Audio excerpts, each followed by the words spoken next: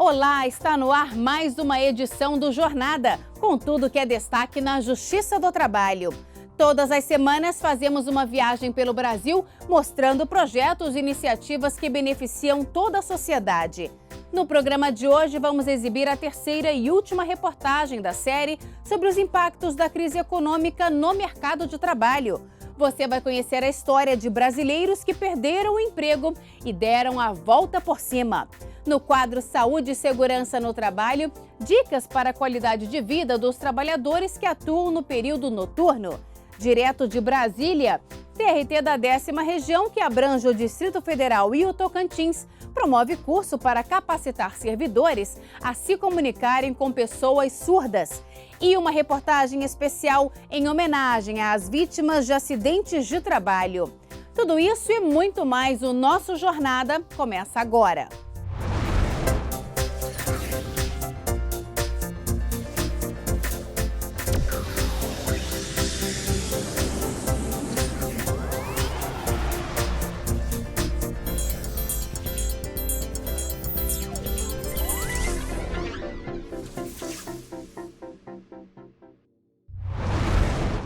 A grave crise política e econômica vivida pelo Brasil trouxe sérios reflexos ao mercado de trabalho.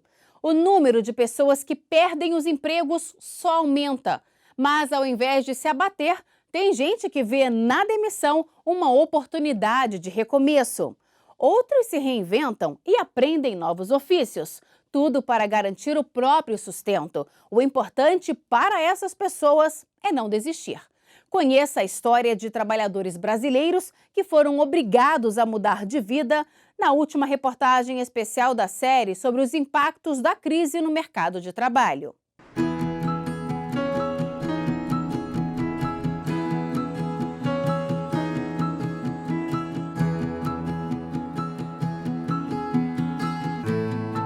Meu nome é Pedro Henrique, tenho 28 anos, trabalhava com servente de obras e à noite numa choperia. E por falta de emprego eu tive que me reinventar. Sem conseguir um emprego há mais de um ano, Pedro Henrique decidiu usar a criatividade para tentar mudar de vida em tempos de crise. A solução? Vender água em um semáforo bem no centro de Brasília e de uma forma, digamos, mais formal. Eu sentei, na praça de alimentação e um rapaz logo em seguida chegou e pediu uma água. E o garçom trouxe uma bandeja, com guardanapo. Eu falei para ela, aí sim vale R$5 uma água.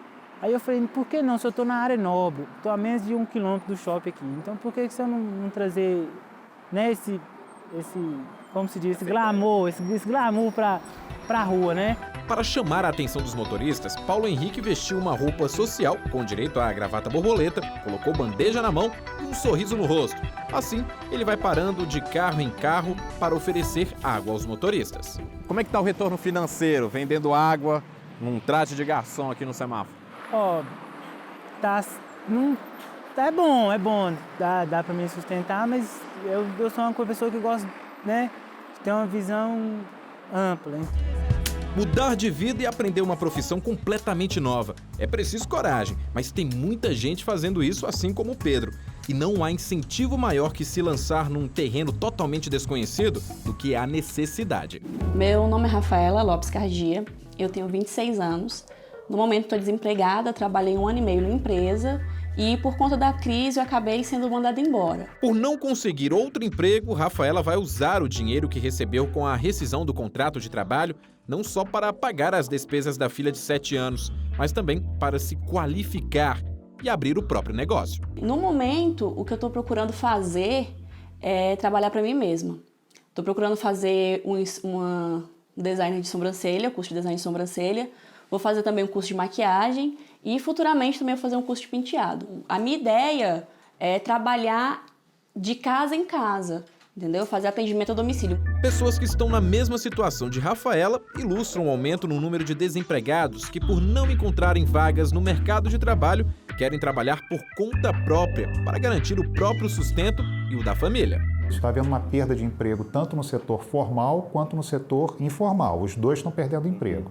Agora, muitas vezes o que acontece? Quem perdeu emprego no setor formal, ou mesmo no setor informal, que estava empregado em algum restaurante, alguma oficina informal, ele acaba virando conta própria, porque tem que obter renda, ele vai ter que pagar as contas, vai ter que pagar a luz, vai ter que pagar a comida, o material de limpeza, no final do mês tem que pagar. Então ele busca alguma alternativa. E aí, em função disso, você começa a observar um aumento de informalidade mais pela conta própria. Em 2015, os chamados microempreendedores individuais representavam 76% do total dos novos negócios abertos em todo o país. Há 5 anos, as empresas individuais não eram nem a metade das que abriram as portas. O MEI, ele tem cerca de 6 milhões de microempreendedores. A gente percebe que é um programa que deu certo no país. Ele trouxe uma inclusão social muito grande, tem os benefícios, inclusive, previdenciários, que é a grande atração desse programa. Para se tornar um microempreendedor individual, é preciso ter rendimento de no máximo R$60 mil por ano e não possuir sociedade. A lei permite que o microempreendedor tenha um funcionário. Depois de formalizar a atividade, ele passa a ter um CNPJ, que é o cadastro das empresas e que facilita a abertura de conta no banco e a emissão de notas fiscais, por exemplo. O microempreendedor é enquadrado no Simples Nacional e fica isento de tributos federais, como Imposto de Renda, PIS e COFINS. A contribuição ao INSS é menor também, 5% do salário mínimo, além de ter direitos a benefícios previdenciários, como auxílio maternidade, auxílio doença e aposentadoria. Atende realmente a necessidade daquele que perdeu o emprego e tem vocação empreendedora. Então é fácil e rápido. E o objetivo é que seja assim mesmo, que a gente ajude esse que perdeu o emprego a montar o seu próprio negócio de forma simples e desburocratizada. A gente vai para a escola, passa anos estudando, claro, para ter uma vida cada vez melhor. Desde os primeiros degraus até a universidade, a gente sempre escuta o seguinte, tem mais chances quem estiver no topo, melhor preparado. A mais pura verdade. Mas quando a economia do país faz o caminho inverso e não acompanha esse crescimento, aí nem cursos e diplomas são garantias de emprego e de estabilidade no mercado de trabalho. Foi o que aconteceu com esta publicitária e produtora de cinema. Com a crise econômica, a Patrícia se viu obrigada a fechar a loja para aluguel e venda de objetos para serem usados em gravações ou peças de teatro. A loja ela durou quase 2 anos, né? Então, tive essa funcionária, aí depois ela saiu, então eu mantive o IPTU, o aluguel, o condomínio, água, luz, internet, telefone. Então, todo esse montante de coisas dava um valor alto para que eu tinha que conseguir só com as vendas da loja, né? Patrícia montou um quarto na garagem de casa para guardar todos os objetos. A loja física pode não ter dado certo, mas a ideia para driblar a crise não acabou com o negócio e voltou a dar resultados positivos. Patrícia transformou a Kombi num brechó itinerante. Toda vez que tem um evento na cidade onde mora, ela coloca os objetos no veículo e, com uma decoração rústica, chama a atenção dos clientes e consegue vender. O fato de ir para a Kombi não quer dizer que o brechó não tenha dado certo, que a proposta de brechó não dê certo. Muito pelo contrário, a gente tem brechós incríveis na cidade e o que eu fiz foi só levar ele para a rua para eu poder reduzir um custo na minha despesa mensal.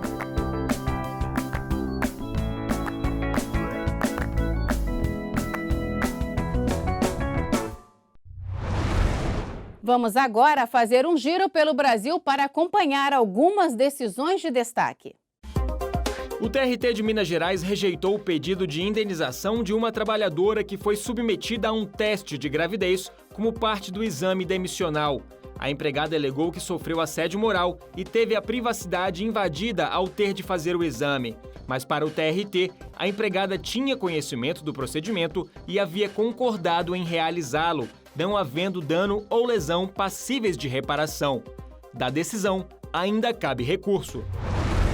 Uma transportadora foi proibida pela 16ª Vara do Trabalho de Porto Alegre de consultar bancos de dados públicos ou privados em busca de informações sobre a situação financeira de candidatos à vaga de emprego, sob pena de ter que pagar multa de R$10 mil por caso verificado. Para a Justiça do Trabalho, a consulta a dados sigilosos e privados gera desigualdade e discriminação. A empresa foi condenada ainda a pagar R$50 mil por danos morais coletivos, mas pode recorrer. O TRT de Mato Grosso condenou uma drogaria por ter negado a uma empregada o direito a 2 intervalos de meia hora para amamentar o filho.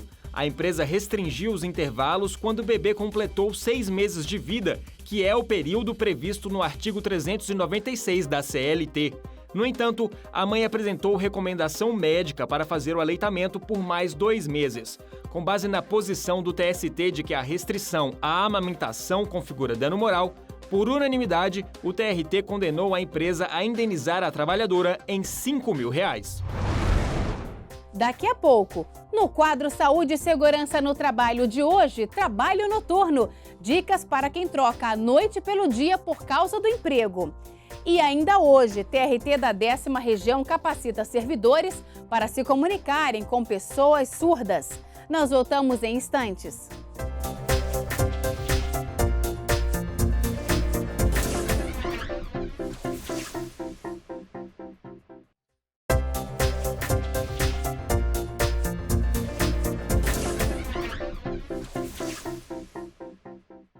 Chegou a hora do JT em ação, com iniciativas de destaque da Justiça do Trabalho. O Diário Eletrônico da Justiça do Trabalho agora conta com pesquisa personalizada para advogados. Lançada em evento realizado no TRT da Paraíba, a funcionalidade vai facilitar a rotina dos advogados, permitindo serviços personalizados de buscas em matérias, tanto no caderno judiciário como no administrativo, incluindo atos dos processos físicos e eletrônicos. O TRT da Bahia inaugurou na Vara de Santo Amaro o cadastro de liquidação e execução que converte processos mais antigos no formato em papel para o meio eletrônico. A tendência é que o uso seja ampliado para todas as outras 87 varas do TRT baiano na capital e no interior do estado. A migração facilita a pesquisa de informações e a guarda dos autos contidos nos processos. O TRT de Campinas firmou acordo em audiência de conciliação entre o município de Urupês e o Sindicato dos Servidores Públicos Municipais de Novo Horizonte e região, que prevê o pagamento de um único precatório avaliado em mais de R$ 1.300.000. Na audiência, o município aceitou realizar o pagamento em 24 parcelas, além de conceder à categoria reajuste salarial e aumento no valor do auxílio alimentação. Hoje, no quadro Saúde e Segurança no Trabalho, vamos falar sobre o trabalho noturno. O que as pessoas que trocam a noite pelo dia por causa do emprego podem fazer para prevenir doenças e manter a qualidade de vida? Veja só.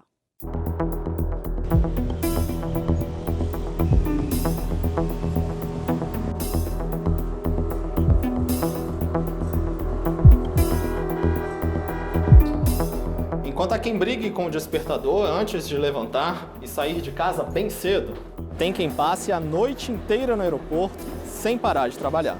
É difícil imaginar que um hospital deixe de funcionar, que não exista nenhum supermercado 24 horas, e já imaginou também não encontrar um táxi na rua ou precisar da ajuda da polícia e não ter a quem recorrer? Serviços que garantem comodidade para os consumidores, segurança para os estabelecimentos e atendimento em situações de emergência dependem do esforço e até do sacrifício de milhares de pessoas escaladas para o trabalho noturno.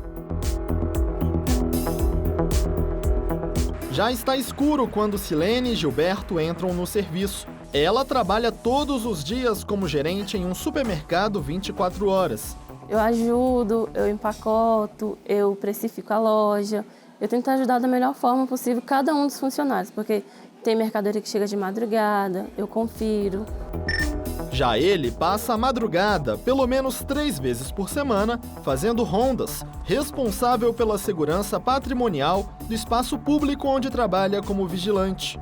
No início da formação, sim, né? No início da formação de vigilante, para você trabalhar noturno, exige mais um pouco de esforço com relação ao período da noite que chega o sono, né?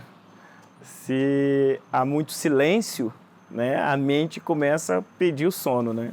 Mas aí depois acostuma, né? Quando chega aproximadamente às 2h30 da manhã, 2h30 da manhã, a sua mente começa a pesar, e aí eu faço. Se eu sentar, eu levanto, faço uma volta aqui entre o setor, dentro desse perímetro, que não posso sair desse perímetro, e aí volto, sento novamente, aí é onde o sono passa, né? Perto de completar 7 meses no trabalho, a jornada noturna ainda é uma novidade para Silene. Só que Gilberto, por opção mesmo, já está nessa briga com o relógio biológico há 19 anos.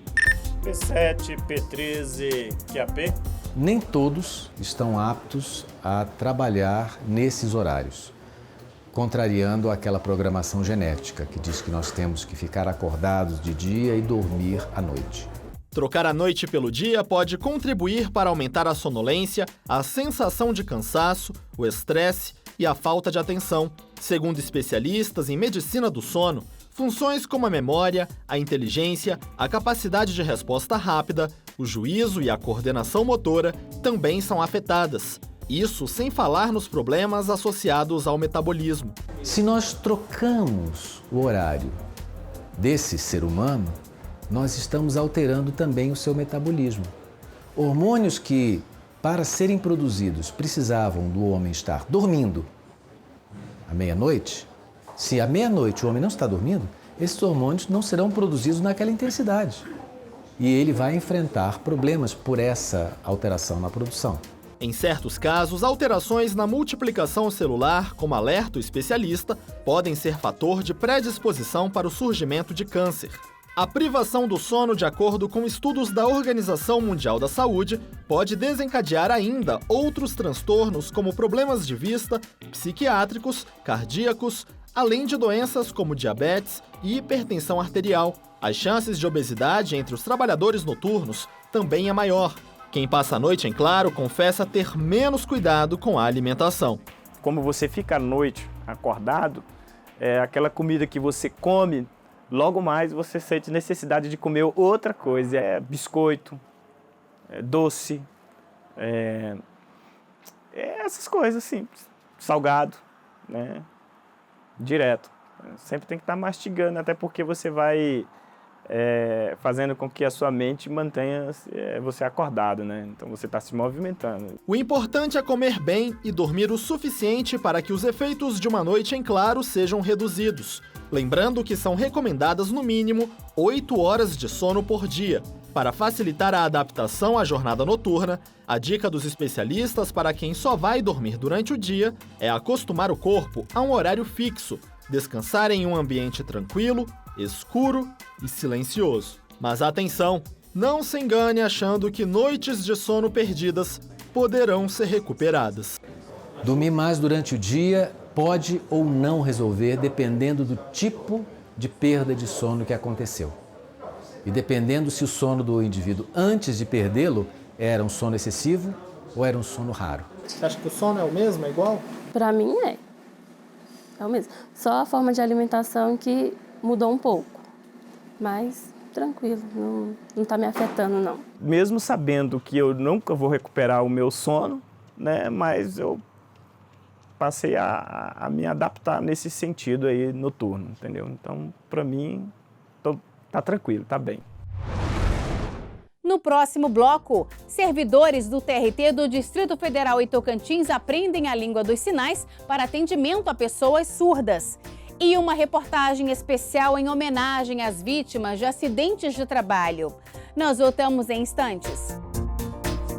O Conselho Superior da Justiça do Trabalho, CSJT, divulgou na página do Facebook um vídeo sobre a lei da aprendizagem. Saiba mais em facebook.com/CSJToficial.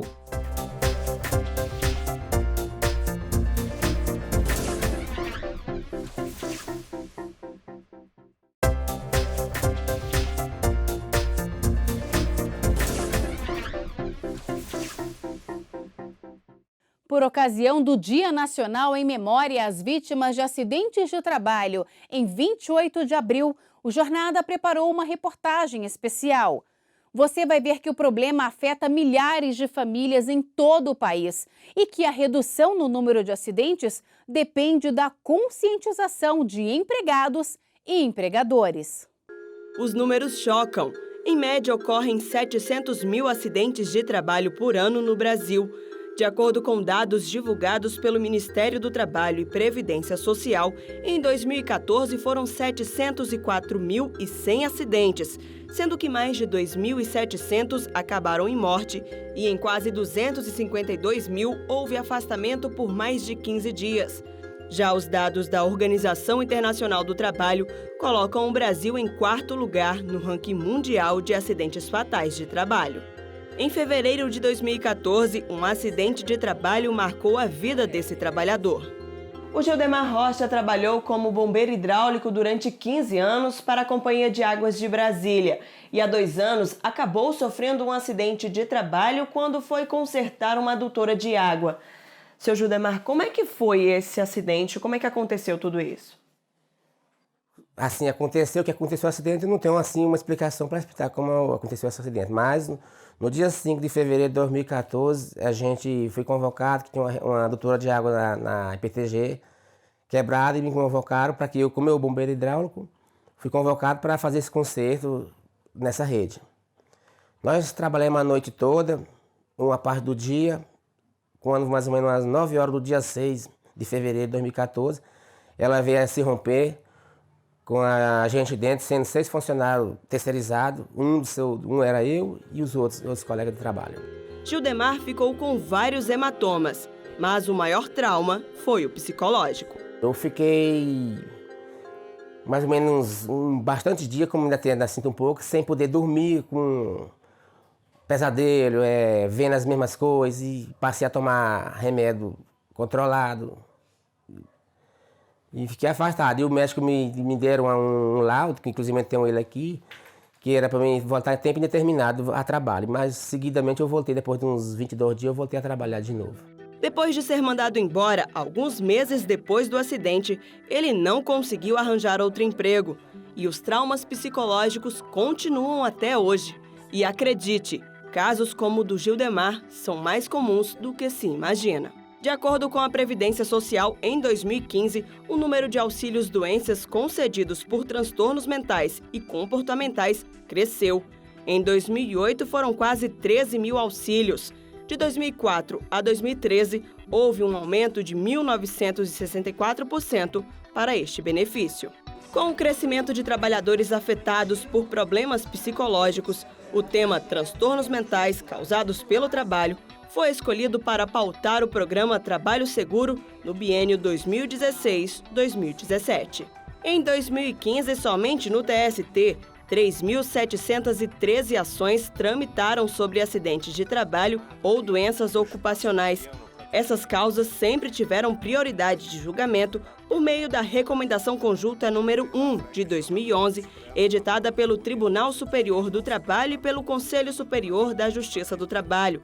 Mas com o novo Código de Processo Civil, essa preferência virou lei, com base no artigo 1048. O TST, o CSJT e os tribunais regionais do trabalho de todo o país se preocupam com a prevenção e participam do chamado Abril Verde. Durante todo o mês, o objetivo é mobilizar a sociedade para a prevenção das doenças e acidentes que ocorrem em decorrência do trabalho. 28 de abril é lembrado como Dia Mundial em memória das vítimas de acidente de trabalho. Ainda dentro do Abril Verde, o TRT da Paraíba realizou a ação do programa Trabalho Seguro, para quem atua na construção civil. No canteiro de obras de uma empresa foram exibidos 4 vídeos institucionais. É de suma importância que a Justiça do Trabalho ultrapasse as suas portas, né? Saia do trivial e vá diretamente ao trabalhador, conversar com ele sobre a importância de sua saúde, sobre a importância de ter uma conduta que impossibilite, que inviabilize um acidente de trabalho. Também em abril, o TRT do Ceará lançou a campanha O Acidente Não Compensa, reunindo cerca de 200 operários, empresários, engenheiros, sindicalistas e magistrados em uma obra de Fortaleza. A campanha prevê a realização de palestras, visitas a canteiros de obras, além de veiculação de peças publicitárias. A coordenadora do Comitê Gestor Nacional do Programa Trabalho Seguro, ministra Maria Helena Malman, participou do evento. O Tribunal Regional do Trabalho da 10ª Região, que abrange o Distrito Federal e o Tocantins, promoveu um curso de Libras, a língua brasileira de sinais, para capacitar servidores a se comunicarem com pessoas surdas. O treinamento é uma medida de ampliação do acesso à justiça. Depois de 60 horas de curso para aprender a se comunicar com pessoas surdas, chegou a hora de os servidores da Justiça do Trabalho da 10ª Região colocarem os ensinamentos em prática. O último dia de treinamento contou com a participação dos 18 surdos que atuam no Foro Trabalhista de Brasília, realizando a digitalização e higienização de processos. A experiência foi elogiada pelos alunos. Está sendo, assim, fantástica. Eu estou maravilhada. Porque, na verdade, ela vem assim consolidar o pouco que a gente aprendeu, né? Porque é um universo muito grande de aprendizado. Claro que a gente não vai aprender isso, né, da noite para o dia. Mas assim, nossa, eu estou assim, fascinada com a experiência. Nós conversamos com Amalzires por meio da intérprete Flávia. Para ele, esse treinamento é fundamental, não apenas para que os servidores se comuniquem melhor com pessoas surdas que procuram a Justiça do Trabalho, mas também com outras que encontrarem fora do tribunal. Qualquer lugar que ele for encontrar um surdo, ele vai conseguir se comunicar, porque o surdo, quando frequenta o lugar, encontra o ouvinte e o surdo, eles não têm a comunicação, essa comunicação ela é barrada. Além de aprender o básico sobre a língua brasileira de sinais, os alunos também puderam conhecer um pouco da cultura das pessoas surdas. Para desmistificar, né, para entender o surdo como um sujeito cidadão de direitos, né, como um sujeito de direitos, para compreender, né, que o surdo, se ele tiver oportunidade, se ele tiver acessibilidade, ele consegue se desenvolver na vida com autonomia. Esse curso, promovido pela Escola Judicial, capacitou 18 alunos a se comunicarem com pessoas surdas. O treinamento é uma exigência do Conselho Superior da Justiça do Trabalho. De acordo com a resolução do CSJT, os TRTs devem capacitar até 5% dos servidores na língua brasileira de sinais. E o Conselho Nacional de Justiça impõe que esse curso seja realizado a cada 2 anos. É uma forma de promover a inclusão. Na medida que a gente não se comunica, nós somos automaticamente excluídos. É realmente um processo de inclusão que é obrigação de todos nós, inclusive da própria Justiça do Trabalho.